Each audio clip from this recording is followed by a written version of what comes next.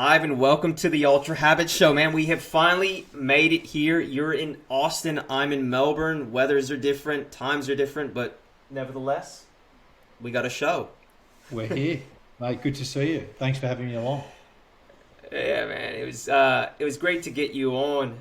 You know, I spoke to our mutual friend Zach, and I was looking for someone to really get onto the show that had a focus in that high level arena of real estate transactions, particularly someone that is evolved through that industry that has a different way of operating. So I got quite lucky. He was like, dude, I know somebody, and obviously he connected us. So here we are. So I want to dive in, Ivan, ultimately into your philosophy and how you coach and how you do things with the people that come and seek your help. But let's go into your backstory. So I read a bit about you. Is it true that you got into real estate at 17 years old? I did. Yeah, I did. I started straight out of school. How much of that do you want to know? Because it can be I want to know. I want to know really. everything. I want to know why and how. I'm going to keep it short because, look, I don't personally think it's an amazing, exciting journey. I could imagine others may think that, but when you live it and you do it, it's kind of just what you do. But look, I was a bit lost. I didn't know what to do after school. I went to a business school where I studied real estate. Part of that was I had to do 80 hours of work experience. Luck or fate, I knew a receptionist working at a company called McGrath Partners at the time, which if you're in Sydney or even Australia, you would know McGrath today. And RJ, I started doing work experience there. It was fun. I was doing all the stuff at the bottom of the ladder, collecting, getting the coffees, getting the milk. Back then we photocopied a lot. And I enjoyed the work experience. I really enjoyed that. I struggled through the course at the private college, Macleay College down near Hyde Park. I got through. My father had a bad accident. At the end of that year, he got 80% of his body burnt, which was a really tough period for me and my family. And it grew me up a lot. So our lives got sort of upended pretty quickly. And by the way, I wish that upon no one.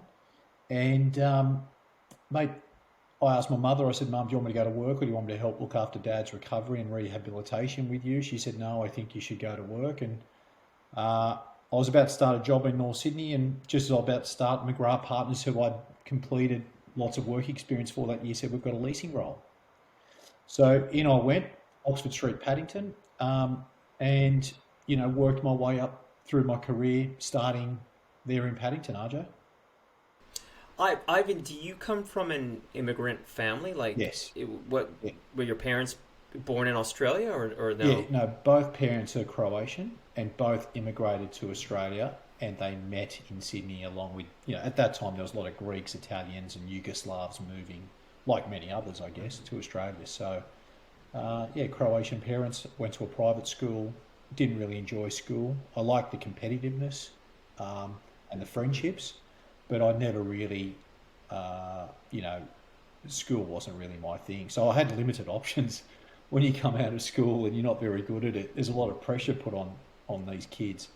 But I failed the HSC and I really had no idea what I was going to do. A careers advisor actually said to me, Ivan, maybe hospitality or real estate. And I guess I was just lucky that it was a private college and Mum and Dad supported me through that. And, call it luck or fate. McGrath Partners was starting to grow. John McGrath, many people would know, was a real estate celebrity. And so working in his company at that stage was really fun. Like I was next to John most work experience days. So after Dad's accident, I go in and I start leasing. That first 12 months was really tough, but the home life was pretty depressing, mate. Like Dad's burnt, trying to learn how to walk again, doesn't look very good. He's in intensive care, then he's moved to rehabilitation, and it was tough. Like it's tough, but I think it also grew me up. It also gave me no other choice but to carry on and have some grit. And I think no matter how hard it got in those early days, work-wise, it was always better. That was always better than going to a hospital. And that's what you know what it's like. You've been to a hospital. Like you walk out of a hospital, AJ, and you're like, you have a different appreciation for life. Every time you go visit someone in hospital, you're like, shit. Anyway, Reflecting back on your childhood, what would you say you learned from your mom and dad? Like, how did that? How have they shaped or influenced you? If you were to reflect on that. and I actually think about that a lot. I mean, I became a father 11 months ago for the first time, and we're a super close family, which I'm very grateful for. So I actually reflect on that all the time. But I think, look, Dad was very hard working immigrant, and if he wasn't at work, it was family. So for him, he had two things in life: work, family. That's it. So I think I learnt that from him, rightly or wrongly. I'm sure there's some negatives that came with that. For Mum, I think, Mum really was everything to us because she grew us up. She was always at our sports games, took us to school. And now being a parent, you see just what our parents did for us, or certainly what my parents did for me. We struggled to bring up a 10-month. Mum had three of them, and it was a country it was her second country, not her first. Um, so I think, we were around love. I'd say we had a good childhood. Like they gave us what we wanted. It was middle class. They sent us to private schools. There was love. I've always felt very loved by Mum and Dad, and still do. Yeah. I like to ask people that question, particularly people that have an immigrant background, and I also too reflect on how difficult it was for parents, particularly growing up in the 80s. I think one of the things, I talk to my mom about it often. She says that her view is that the parents of today, us, we're much more proactive, and in many ways we try to do and be all things, where kind of when we were growing up, I think we self-managed a little bit more, and our parents just kind of got on with it and dealt with it, and maybe there was a better sense of community and support for them in that way, which we may not have today because we're so dispersed. But it is something that I too reflect on as well, Ivan. So your parents were obviously immigrants. Yeah, they were. Yeah, Well, we were immigrants to the United States. Well, to Australia first, and I was born in Australia. We were in the western suburbs, and then Dad went to the United States to start a cleaning company with his brother. And while he was there, Mom looked after me and my brothers, and on her own, right? And we were kind of sat by like the Maltese old couple in the unit, like things like would never happen today, right? Like we were in Punch Bowl or Lakemba or something, and Mom would just leave us with, because there was a trust factor, particularly in those days, and and there weren't daycares, and you just kind of got on with it. So I think similar situation to you, in the sense of that era. interesting. Yeah. So you go to McGraw, and like, did you grow up in the eastern suburbs, or were you in where did you grow up? We grew up on the North Shore in a place called Forestville, which is kind of between Chatswood Yeah. and Manly. Yeah, I know where it is. We went. My sisters went to school Yeah. in North Sydney. I went to school in North Sydney and went to Joey's in Hunters Hill, which was, in hindsight, a good experience, even though I Good didn't school. enjoy Yeah. the learning part. Um, so I think the East was like completely wild to me because you know, Yeah. coming from Joey's, it was boarding school. Like I hadn't been exposed to the gay and lesbian community. I hadn't been exposed to even different religions, like Jewish. I'd not like, and a few of my new first friends in the eastern suburbs were Jewish. I had very little knowledge about what the Jewish religion was about until I was 18. So you sort of coming from a boarding school, you were very shielded, and but at the same time, it was exciting. Like I was learning a lot. That's where the parties were at that age, and that's where the glitz and glamour was. And so I kind of just found myself there. It was pretty exciting, I must say. So you're now there. Why do you think retrospectively McGraw and that agency was so successful in creating just absolute guns? Like, what was the secret sauce there? What were John, you guys I doing? would say John. You have to put it down to my former boss. He was very dedicated. He still is, even today. He was very dedicated. He went overseas for inspiration. He was innovative. He just did things differently. Back then, every real estate agency had a shop front window, and that's where you advertised your listings back then, or in the newspaper. John had amazing advertising. John had beautiful real estate offices that, didn't have a shop front. John had, he was young himself. I think he was 30 when I started working for him, and he was already starting to get a pretty decent public profile. So he was kind of changing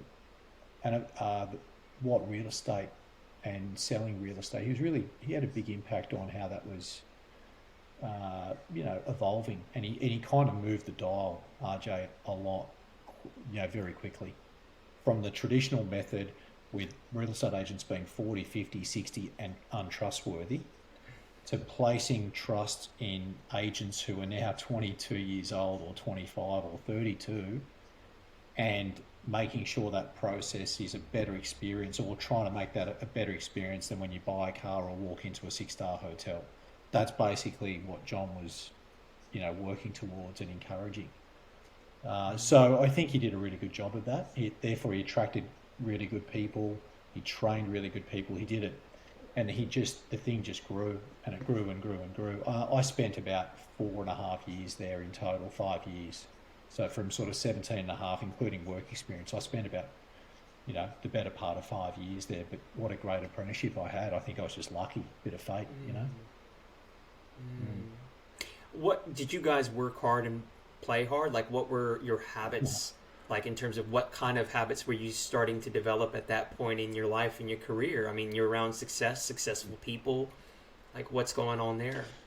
Well, you got to remember, in real estate, there's usually about a 5-year apprenticeship, like most things. So you're not actually making much money in the first 5 years. You feel like you are. You're around it, but you're not. So in my first 12 months, Mum was helping me pay my rent. I think I was earning $450 a week. You're on a budget. You might start to have some leasing commissions, but they don't pay much. But it was really about a year and a half, 2 years in, RJ, where one of the youngest, best prospects at the business, a guy called Whitney, who was 21, 22, and back then no one was selling real estate at 21, 22. Shannon would have been the youngest. And he actually approached me in leasing and said, "Do you want to come and work with me and my team?" And remember too that John had initiated this idea of strong real estate agents having a team. Before that, it had never happened. And John found that in the US, because he travelled to the US and he saw that there were, high-profile agents using teams. So I took that opportunity. I worked, I liked Shannon. We met a few times. I wanted to get into sales. I did the back end of 1998 with Shannon, last 6 months, and he taught me a lot. We worked damn hard. We played a bit on weekends for sure, because we were young, 19, 20. But that second full year, RJ, Shannon and I sold 120 properties together with a personal assistant. And back then that was unheard of. That would be like selling 200 today. Around King's Cross, Surrey Hills, Darlinghurst, for people who know it. And it was exciting. We bonded. And it was Shannon who actually said to me, "Mate, you're ready to be an agent on your own. You don't need me." And so in 2000, I embarked on my own sales career. With his support, with John's support, and with really good mentors around. In my first year, I think I sold 26. In my second year, I sold 49 and employed a full-time assistant. And in year 3, which was 2002, I sold 99 properties. And at that stage, I had 2 junior agents and assistants. So excellence was taught to us, or ingrained in us, when you worked with John at that stage of the business. Excellence was really ingrained in a lot of his people. That was the expectation. That's how we were coached. That's how we were trained. That was the bar.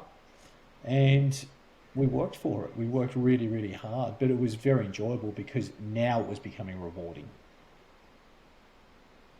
And with that teams element, you're kind of, an organization can scale and become big yet stays tribal, right? You can maintain the standards because of that kind of mentoring process and that cohesion that happens through the team ethos. Why do you think that style didn't evolve here in Australia separate to McGraw? Like, is it cultural, or just do you think people didn't know that could be done? Or Yeah, I think it was because real estate wasn't very evolved in the 70s and 80s. It was, it was 40-year-olds and 50-year-olds. They put like I said, it was advertised in a shop front window, maybe the newspaper. It wasn't a very good experience, but John moved the dial on the whole buying and selling experience based on what he saw. But what became more and more apparent was that some agents would do vastly better than other agents, just like any other industry. Okay. So in order for those top level, elite, high performers, whatever you want to call it, in order for them to grow, they needed more hands. And John had actually worked that out. So one agent can only do so much no matter how good they are. But John figured out, but hang on, if this agent is so much better than the rest of them, why don't we give this agent more support so he can list and sell more? And that started back when I started, and that just continued to grow and grow and grow. So in the real estate industry, that term of a sales associate or junior, that started with McGrath 25 years ago. Yeah, in the late 90s. That's when it started. So you had exceptional real estate agents who were prepared to work harder, who were more skilled, who simply just had natural instincts. You had agents whose earning capacity and ability to handle 10, 15 or 20 listings, that started to grow and grow and grow 25 years ago. And John worked out that if we could support them and perhaps have one or two people working their team, maybe they could sell twice as much or 3 times as much. And at this point, was McGraw national or still within the eastern suburbs only? When I started with John, he had one office, which was Paddington. His second office was in Cremorne, which was slow to get going. His third one, I think, ended up being in Leichhardt, and then fourth one in Mona Vale or Palm Beach. That's when it started to grow. But it was the head office in eastern suburbs. RJ had the best of the best eastern suburbs agents. That was the flagship. You had the all-star of real estate agents back then in the late 90s and early 2000s. So John was really, his profile was growing. He was on 60 Minutes and he was writing books, and he was friends with, he had clients like Jamie Packer and some pretty high, actresses. And, he really, like I said earlier, he really added some polish to what the industry was back then. Why and how did you and Shannon decide to leave, and what was that process like? Was there a lot of fallout? Was it a big deal? I don't think it. I mean, look, we were the first of the agents to leave, but we were also the youngest. We were naive. We felt the environment was changing there because it was getting bigger and bigger and bigger and more offices. We weren't seeing John as much. It's probably no different to why someone ended up leaving Bresic Whitney 5 years ago. They were good. Like what we did happened to us, So it's the same thing. I think people just evolve and they want entrepreneurship. They want to go to the next thing. Shannon was kind of giving me a nudge saying, what do you think? And my loyalty was really with Shannon because I'd spent 2-3 years with him. We worked in the same areas. We'd had some meetings and I was like, yeah, that would be kind of good. So was it a big fallout? I don't think they're never easy when you're leaving an organisation that you're doing well in and that you respect and they respect you. It's never easy. But I think we did it respectfully. And, to this day, I still speak with John occasionally. And it's just part of the industry too, like many others. Why does one footballer leave a club and go to another club? It's sad when they leave, but it's a new opportunity. There's a reason for it. It's kind of a bit like that. But we're really excited. We started Bresic Whitney in 2003 in King's Cross. And now our sort of the next chapter started and our story started. So it was really hard to leave. I found leaving John was probably the hardest thing because I knew how influential he was in the industry, how much of it was a big organisation to walk away from.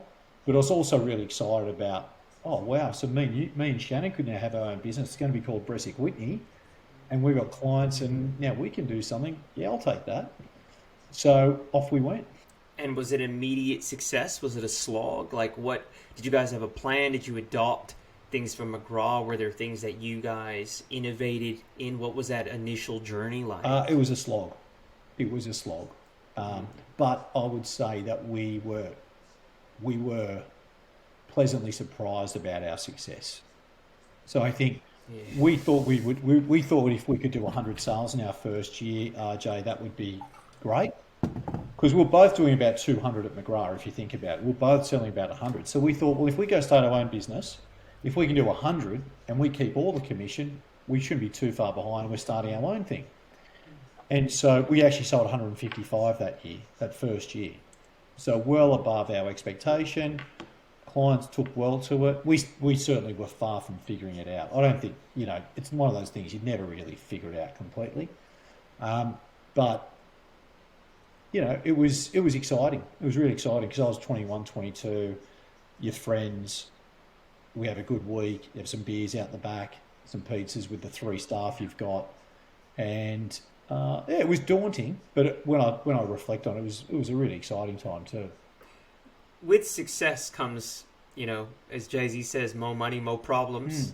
Like, with success, did you start to change in any ways for better or for worse? Like, how did you start to evolve as an individual, as a human? I mean, now you're a young person coming into money, immigrant background, so, you wouldn't have necessarily had lots of it. You were middle class, but, like, this is new potential, new wealth in the eastern suburbs of Sydney.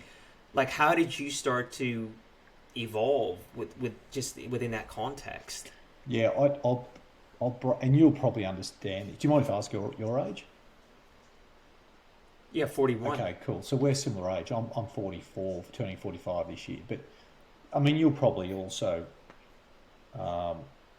you'll probably agree or have similar experiences like I did. Maybe or maybe not. I'll tell you.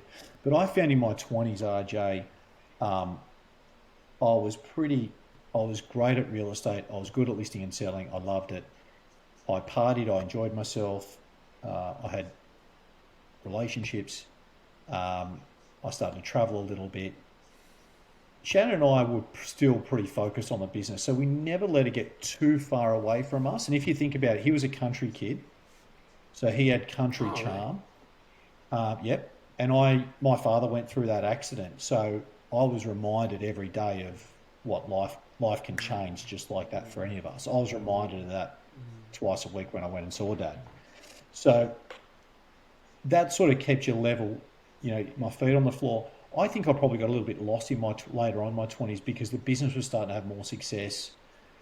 We were in King's Cross, which, like you said, was at the epicenter of the good times. I didn't really have a strong father figure, mate. So, work hard, play hard. Work hard, play hard.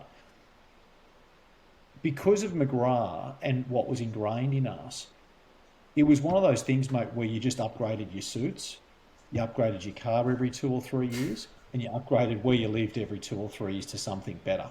There was this thing which had just been sort of, I don't know how it happened, but it meant that you were moving up a few levels, and therefore you just got used to, moving up the ladder in material goods as well as, how work was going. So before you know it, this car became this car, became that car, became that car. The 1-bedroom apartment in Bondi Junction became 2-bedroom here, becomes a 2-bedroom there, becomes a waterfront apartment pretty quick. And then comes a boat, and then comes a second car, which was unnecessary. Then there's the watch, then there's the suits, and then there's the aftershaves, and then your first name basis with the tailor. So that all happens unconsciously, I think. And I think it's also a bit of a reward for the hard work. And you don't know any better because at that point, other people in the industry are doing exactly the same thing. If anything, there's some competition with that. So, all that was boiling up in the background. And if I fast forward, because I know we haven't got all day, but I think I got probably to my early 30s and realised that that didn't really make me that happy. All these things that I was like, well, where does it go from a Porsche to an Aston Martin when we're just selling houses? Where do you go from there? And am I feeling any better now for having that? You know, maybe when I drive the car out of the showroom and then after that, that dopamine wears off and you go, it's actually, I mean, it's nice for a little while, but you start really sort of, well, I did anyway. I started going, this isn't making me as happy as I thought it would. Lots of people ask that question to themselves and start to wonder about that, but not, I mean, very few actually seek change, particularly when they're there. Like, Sure. So what takes you from being a person realizing that irrespective of what you accumulate, it's not changing the way you feel, to actually deciding to step out of the matrix of success? Like, how did that happen? Like, because ultimately, as we know, you kind of removed yourself and you left. Yeah. Like, what got you to that place where you were willing and ready to make that change? Like, was there a rock bottom moment, or was it just accumulation, or was it you meeting your wife? Like, what took you to change? Yeah, that's a good one because I think a lot of people don't change, and I still know a lot of people who still do that. And if you know, maybe they're happy doing that. So I don't want to be critical of that. And I should say before I answer that it is a great industry, okay? Because I don't want to be negative on the industry. It is a great industry, and I've loved it, and hence why I'm still in the industry. Like if I was anti-industry, I'd be out of here doing something different. I had other options, but I do love the industry. But I think people can get misguided, and probably that's why I do what I do now. And maybe we get to that. But having mentors and so on so important. Why did I change? I felt a bit empty. The business had incorporated a business coach, and she was a life coach. I started working with her privately. I started meditating at 32, 33. I wasn't a big drinker, but I started to drink less. I had dangled with recreational drugs socially, and I started to do that less. In fact, that was starting to really make me depressed when I did do it on the occasion. The business was growing. At this point now, we had 4 offices. We were investing a lot. The profile of the business had grown. So, you know, all these things were happening. We had 130, 140 staff. The responsibility was large. But I think I think when I started meditating, RJ, I just kind of started to breathe more. I started to find a bit of stillness. I started to look at things a bit different. Oh, do you meditate? You do? Okay. Yeah, I would have thought you do. Yeah. So you know, like what is meditation? What does it do for you? If I ask you that. Yeah, so different things, but for me, it creates space between me and kind of being lost in my mind body complex, right? So for me, meditation changes in how it looks. Right now, I tend to go out in the yard. I live in the bush-ish, like I do live in the bush, Nice. and I tend to go out and just sit and just hold space and really let my body unwind. I hold a lot of anxiety in my gut because I'm just always in a mad race throughout the day to just nail out tasks and get a lot of shit done. So for me, it's just about settling, creating space between what's going on, becoming alive to facts, alive to reality, and not being so lost in my own thoughts and emotions and feelings. Yeah. Yeah. Thanks for sharing that. And it's different for everybody. Like, I think we all experience a meditative state similarly, but what it does for you is probably different what it does to me and whatever. But I think we experience similar stillness and breathing, which is good for the central nervous system, which therefore gives us clarity, which makes us feel better. And it's like weights for the brain, right? So I think by meditating, I started to slow down. When you breathe, I feel nothing, like I'm just breath. From that moment on, material things I didn't value them as much. And in fact, I felt like they were kind of holding me back a bit, like they were quite heavy on me. So when I started to let go of some of these things, we were going through a bit of a court case, which we won, which was a bit public. And that was a bit annoying, frustrating, testy on the partnership. Um, photographers trying to, take a photo of you when you're at work and claims. And we won the case. We were never guilty. We were always innocent of what they were saying, which was underquoting. But, I think all that and um, the public interest in that, I think we probably deserved that public, what we were probably getting, because now a lot of the public and the community was saying these real estate agents are making too much money. We're paying them 2% and they're throwing it down our face because we don't like them, we don't trust them. They're not being transparent, and not only that, they're driving past us in a Porsche. So I think I understood what the community was now. Things were changing, and now also social media had come along. So real estate agents were also promoting their success on social media. So you've kind of got this thing where the public who don't know the industry don't like the industry because they've been lied to, cheated to, and think we're making too much money. And then you've got the agents who some excel higher than others and really work their ass off to work their way through the real estate ladder, and in some ways feel that they deserve it and they've gained a profile from that. And if they want to drive that, that Lamborghini four-wheel drive, well, they're going to drive that because they feel they've earned that. And so I think with meditation, it sort of taught me awareness. I thought it'd be nice to be. I had a great life coach who I will still work with today, and she would challenge me often and say, "Do you think you can be an inspirational leader and be more present without all the polish?" And I was like, "I don't know if I can," because it kind of goes with the title, doesn't it? And she would challenge me on that and say, "Yeah, but one of your values is humility, isn't it?" And I'd be like, "Yeah, it is." She said, "Well, if one of your values is humility, you have to own that, and you have to accept some humility decisions." And so the sports cars went, the boat goes, the 3-bedroom penthouse goes, and I just started feeling better. I think I had a better response and connectivity with my staff. I didn't feel like I was under attack by the public now, because now I was just being more humble. I attracted better things into my life. I had less stress and things were on the up. So kind of you're getting back to your question, that was the shift. And sorry for going the long way around, but that was the shift.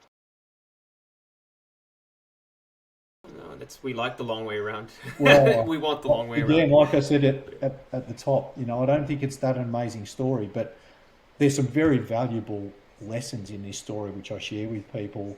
Because I think if I had someone like me or you in my life when I was 22, 25, 27, I think that would have helped me a lot. I didn't at that time.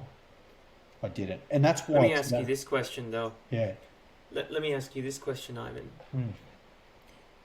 Maybe it is necessary, or maybe you wouldn't have been so outwardly successful had you not had that role modeling previously. Do you understand what I'm saying? Like, maybe if someone was teaching you humility too early, maybe the external success wouldn't have become or been so important in many ways. Yeah, maybe. What do you I know think about exactly that? what you're saying. Like, because I coach some guys who are 20 and 25, and all they want to do is be successful and drive a Porsche, and they will. Now, I can't stop them from doing that. I can only kind of, put the mirror up and say, is that definitely what you want, and what comes with that? And is that going to make you happy, or is it the journey? So I think, yeah, it's an interesting one. I didn't. I found that I probably hung around the wrong people in my 20s, and I think if I had a stronger mentor, that I would have made better life decisions. Because I know that, like, the decisions, the way that I'm guiding my 20-year-olds, and not that I'm anything special, I'm guiding them on the mistakes I made, and also the things that helped me. So if I had that, I know that would have been very helpful in my journey, because a lot of us make mistakes in our 20s. That's natural. But why is it that we don't really get strong mentors until we're in our 30s or 40s? Imagine we got them when we're in our 20, 22, 24, 26 years old. And some people do have that these days.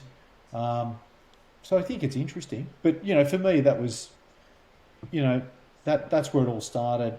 I started to become a better leader. I started to spend more time with our agents. I probably cared less about selling 10 properties a month, but I started to care more about this guy going from 3 to 6 a month, or from her going from 1 to 5, and that became very rewarding and satisfying. So these things were happening. I met my wife. I bumped into a friend of mine down at Woolloomooloo, and he told me he was reading about Stoicism, which, I'm sure you know about, but just for your listeners, ancient, 2,000-old Roman Greek philosophy. Oh, there you go. Roman Greek philosophy. Yeah, there you go. That's the journal. There you go. I'll come to that too, because I've got that down. And I didn't know anything about Stoicism. I'd obviously heard of Socrates, but I'd never heard of Stoicism. And so it gives me a book, Ego is the Enemy. And as I'm reading Ego is the Enemy, I'm like, this is just connecting with me at a time of my life where I'm like, do I really want to be doing this do I want to be selling houses in 10 years? And is ego a part of this? And where has ego got me in trouble in the past? And then from there, I started reading other books. Obviously, I met my wife, who was American. We met in LA. She came to Australia. She saw how hard I was working 6 days a week. And, she's a gentle soul. And my sister then got breast cancer in London because of all the other things that go with being on the treadmill, being on the hamster wheel. She was in banking. She's still alive. She was in banking, working with Citibank. Heavy drinking, smoking culture, entertainment culture, very little stillness, very little health and wellness, poor diet, breast cancer. What do you expect? So she survived, which was great. But all this was happening, and that's probably when I sort of started thinking, well, and bearing in mind, like you said, I got in real estate at 17. I'm now 42. I was 40. And I'm like, I don't know anything but real estate, RJ. That's all I'd ever done. The only thing I had outside real estate was some really nice holidays, but it was real estate from 17 and a half, 18 with a suit and tie every Saturday until 3.5 years ago. So I just started getting excited about what else I could do. It was nerve-wracking, daunting, didn't know, bit of discovery like you said about yourself. And I made the decision to let my business partners know that I'm going to move on, which wasn't an easy decision. But in hindsight, it was an easy decision because I was kind of done. I actually was done. Like, I was probably done 2 or 3 years before. And so each year I was losing the passion.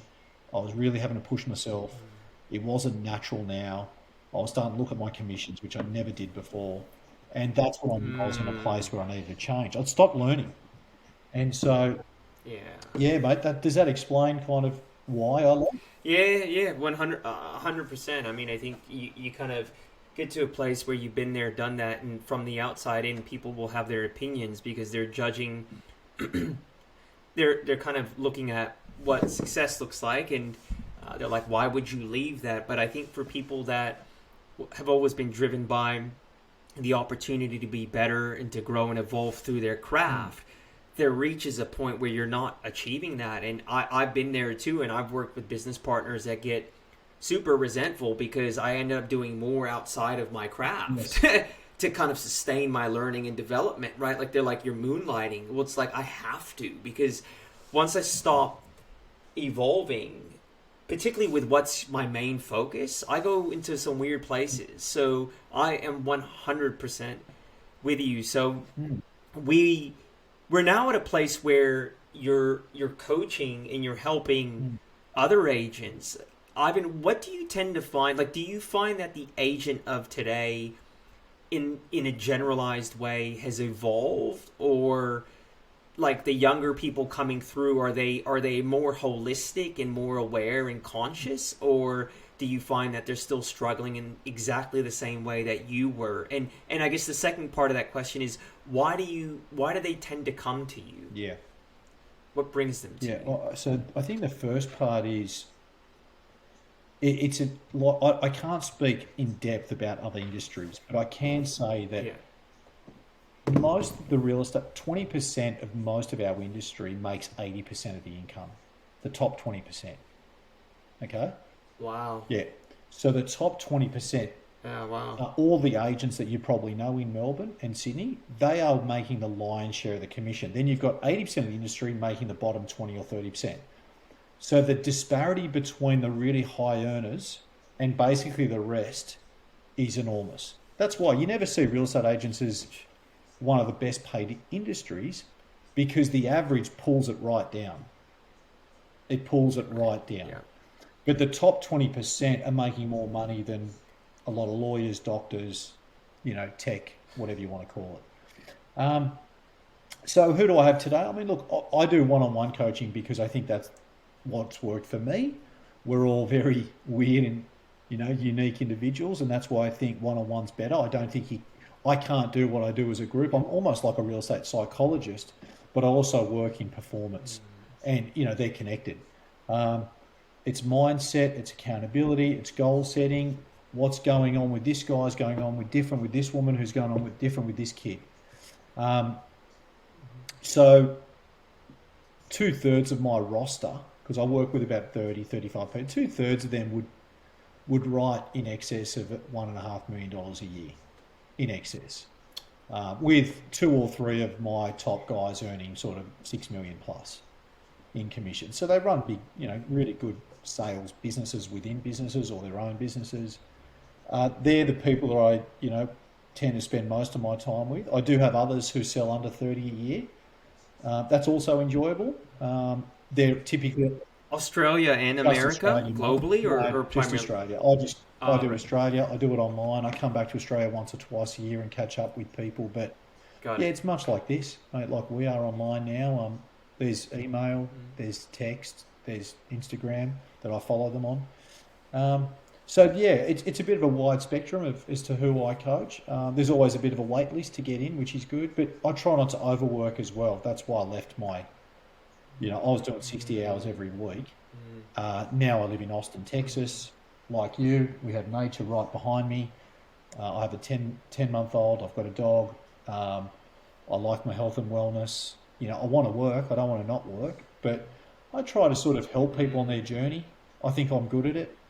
Why? Because I've had a lot of success, but I've also made a lot of mistakes. I've been in a position where we've employed a lot of people, and I continue to learn, mate. Like I don't want to. I'll just quickly show you, but my library's down there. It's really full.